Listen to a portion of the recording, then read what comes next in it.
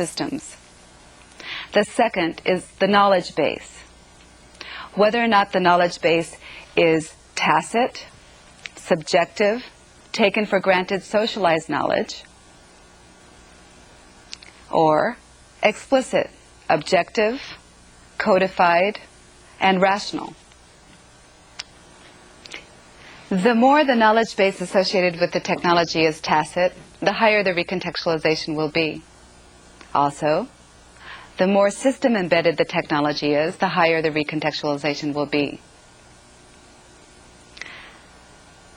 On this next slide, I've labeled the quadrants. Quadrant 1 shows the highest amount of recontextualization. It's labeled social processes. These processes are those that have high tacit knowledge base and high system embeddedness. The least amount of recontextualization will happen in quadrant 3, which I've labeled physical equipment. This type of technology will have an explicit knowledge base and be relatively autonomous. There are many implications of recontextualization. The first, know-how is filtered both by senders and recipients. We therefore have to anticipate what the recipient culture will do with our firm offerings. They may reinterpret them, sometimes to negative, sometimes to positive outcomes. Second, managers need to consider the tacit and embedded nature of technology. Third, much of what makes an organization system work is situated tacit knowledge. Fourth, the more explicit the knowledge base, the easier decontextualization and the more control of recontextualization a firm has. Fifth, some uncertainty around fit and technology can be reduced by anticipating and monitoring recontextualization. And finally, performance indicators can be clues for recontextualization. If the performance is lower than expected, chances are firm offerings are undergoing negative recontextualizations. This would indicate that a mid-course correction needs to be made. With internationalization, what might be a source of efficiency at home may become an inefficiency abroad, with negative recontextualizations rendering powerless the multinational enterprise's greatest potential strength in foreign markets. Managing and monitoring recontextualization is therefore a necessity when a firm changes cultural contexts. Being aware of recontextualization, that it happens, and how it happens, and monitoring it over time will enable a firm to realize the full potential of internationalization. Thank you. Well, welcome back. And now we're going to continue with our second question and answer session. And Yoko, one of the things that you talked about in that last segment was individualism and collectivism. America, the United States of America, is one of the most individualistic cultures on earth where the individual counts. But if you travel to Colombia or Japan or France, you encounter cultures with a different orientation. Tell us a little bit about that and what challenges it presents. Well, I think it's a challenge in regards to how you relate to others, how you respond in regards to questions. For example, I'm always asked, what do I want to do? Yeah. Where do I want to go? And for someone born and raised in a collectivist culture, you can't answer that question without having some sense of what everyone else wants to do. It's very common in collectivist cultures that even at a restaurant, you will all end up ordering the same meal. So show no disrespect for the collective's wishes. Yeah, no disrespect, but also just enjoying the same thing. The same thing, and blending together in that commonality. Yeah. Wonderful. Now, one of the things that may distinguish those cultures is the way we express emotions. I've heard it said by people from collectivist cultures that Americans sometimes seem childish. Tell us about that. What does that mean? Yeah, well, I think it's interesting because some collectivist cultures feel that it's fine to express emotions, like Latin American countries. They're collectivists, and at the same time, they're very emotional. Yeah. Whereas the Asian countries that are also very high on collectivism that don't express emotions like that. And the United States is somewhere in between. But at the same time, I think that so the refrain that you're talking about is often said by Asians. By Asians, indeed. Yeah, of Americans. But that sounds like Latin Americans should be very cautious when they go to Asia, because they're so expressive. There's really kind of almost a culture clash there with the Asian culture. It could be, although many Latin Americans are the emotional expression is less. It's not ignited as quickly as, say, with an American. I think oftentimes Americans, the emotions that we express are ones that are of anger or of frustration. Yeah, and I think in Latin American countries there's much more of a variance, and oftentimes it's happiness, and so those are less threatening. All right, we do have a caller coming in here. From the Instituto Tecnológico de Estudios Superiores in Mexico. Come in, please.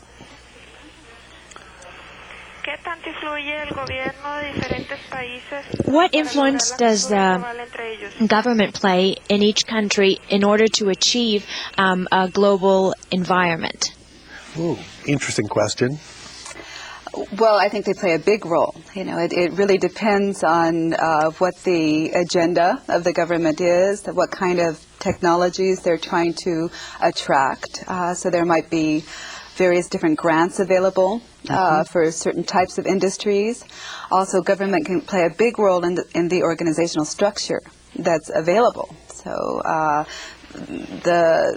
for example, in China, for a long time now, the international joint venture structure was the preferred form, where the Chinese venture side would be governed by the government, dictated who you needed to hire, etc. So there can be a lot of control on the side of the government.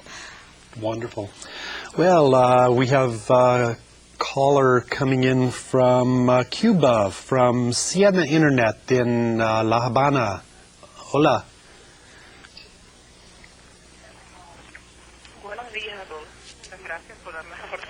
Good morning, and thanks for giving me this opportunity. De nada. I would like to comment that our company would like to explore exports, and it is very interesting to explore this reality in our country. But our reality is different, because when we try to export our products or services, there is a difference in terms of your culture, with ethnical differences in language. And sometimes in the United States you say certain things, and Cuba we say certain other things. Imagine, for example, if we produce certain products in Cuba that can't be pronounced in Mexico, for example. So if we talk in terms of recontextualization, we would really have to have a lot of information, and I really would like to thank you for the information that you've shared on behalf of our company. So a little hard to export a product that people in another country have no clue what it is. That's right. Yeah, but that's true even if you're in the same domestic environment. If it's a brand new product, you have to spend a lot of time and money on educating the public. But I think it's important also to understand that oftentimes really, the foreignness of a product is a part of its what makes it marketable, what makes it attractive. So we just need to think about Japanese cars all over the world. Most of the Japanese car models have an R or an L in them, like the Toyota Tercel or Toyota Corolla, or if you just think of any Japanese car, Subaru, they have R's or L's.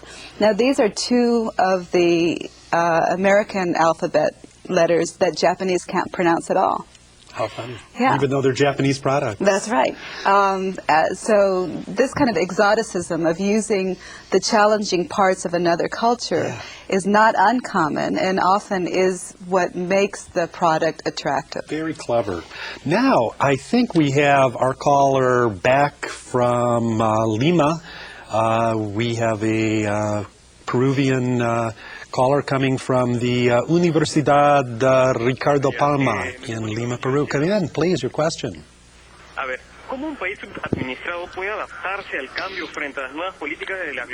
How can a country adapt to the new policies of globalization, and due to the fact that developed countries are now trying to